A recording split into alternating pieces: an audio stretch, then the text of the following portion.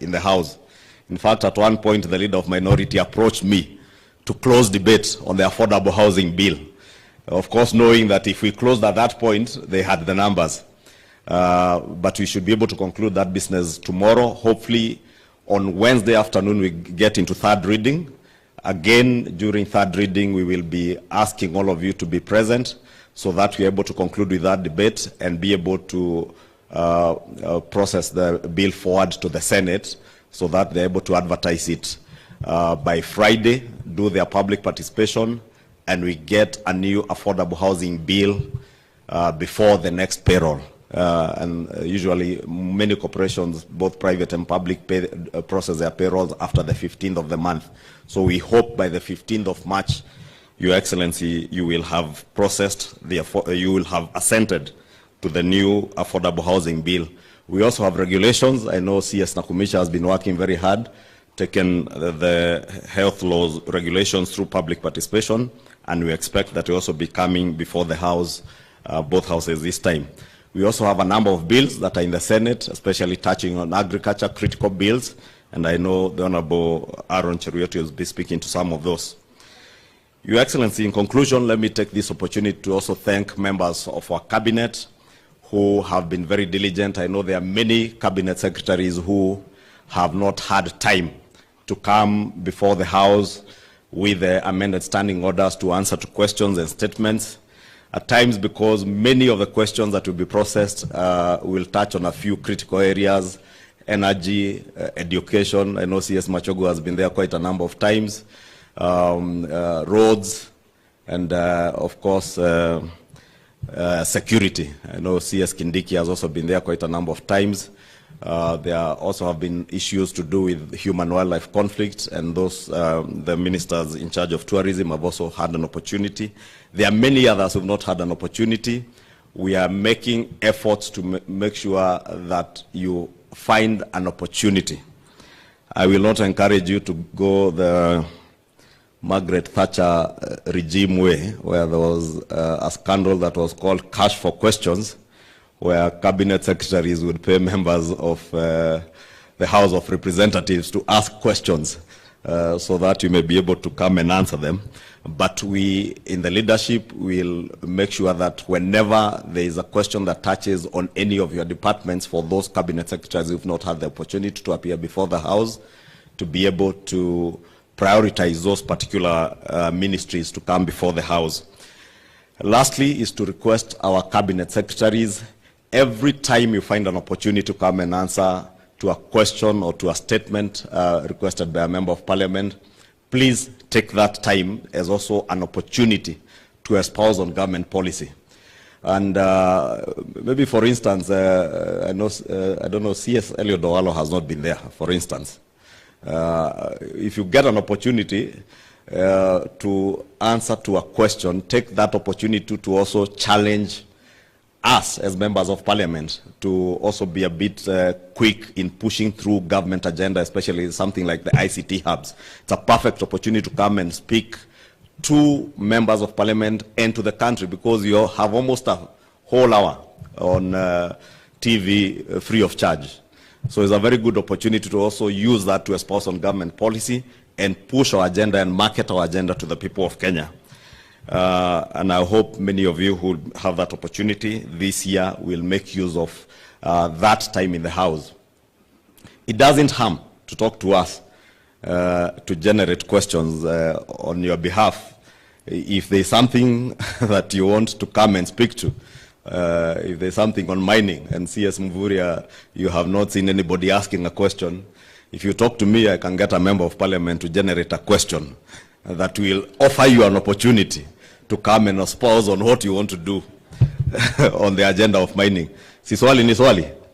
Na kwenye inatoka, sio hoja, bora ni ujumbe ifikie wenye inafaa kufikia. And by speaking to members of parliament from the floor of the House, you will also have an opportunity to speak to the country at a prime time when many Kenyans are watching. And I'm happy cabinet secretaries like the Honorable Kipchumba Murkomen has done very well in taking advantage of even very difficult questions. I remember when there was a question on the allocation of resources to roads, And CS Murkomen was able to turn around the question and put it back to Parliament itself. And I remember when he left the House, those of us who are members of the Budget Committee and the Roads Committee were pleading with Honorable Murkomen to please not appear back in the House. On the Kamukunji, he promised that he would even want an opportunity to have a Kamukunji with members of Parliament. So I want to encourage other cabinet secretaries, please take time, CS Florence, on the jobs in the diaspora and other opportunities, CS Oalo on the online jobs through the ICT hubs, to use the floor of the House to be able to market what we are doing as a government. Your Excellency, I know there are also some touchy issues that we'll be speaking to, issues that touch on our conduct also as members of Parliament, our participation in the House, how as members of Parliament who are on the government side ought to carry ourselves on in the House and even outside the House. We've had a number of challenges, a few of them, where, for instance, and this is a best case example, Your Excellency, we have delays in disbursement of NGCDF. And you remember the no CDF. It was no CDF, no what? No Parliament. And Your Excellency, I will often find myself on the receiving end, being the leader of the House and being the person who ought to be representing the Cabinet Secretary when he's not there. And you can imagine the situation I find myself in when we have our own members who are leading in the process of no CDF, no Parliament, and they're behind me.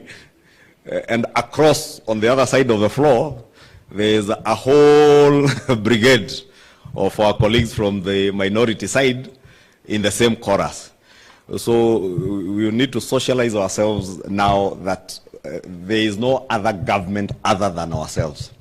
On the floor of Parliament, there is no government.